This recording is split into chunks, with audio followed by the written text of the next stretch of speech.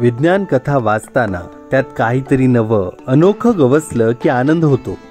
मात्र हे नवंपण किंवा अनोखंपण वास्तवात येऊ शकतं अशी खात्री सुद्धा एकीकडे मनाला हवी असते.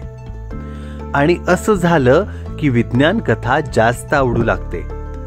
त्यामुळे अशी कथा लिहिणं हे काही साधं सुद्धा काम नव्हे. त्यासाठी विशेष अभ्यास, संशोधन आणि मांडणी गरजेची आहे. विज्ञान कथा लेखन करणाऱ्यांपुढे खूप सारी आव्हानं देखील आहेत. ती कोणती? आणि विज्ञान कथा लेखक ती आव्हानं पार पाडण्यात कितपत यशस्वी होतात? त्यासाठी त्यांना काय काय करावे लागत असेल बरे? या आणि अशा बऱ्याच प्रश्नांची उत्तरं जाणून घेण्यासाठी भेटूयात बेटर टुगेदरच्या विज्ञान कथा आणि वैज्ञानिक दृष्टिकोन या पुढील ऑनलाईन कार्यक्रमात. 28 फेब्रुवारी रात्री 8:30 वाजता फक्त गुगल मीटवर. तारीख आणि वेळ आजच राखून ठेवा.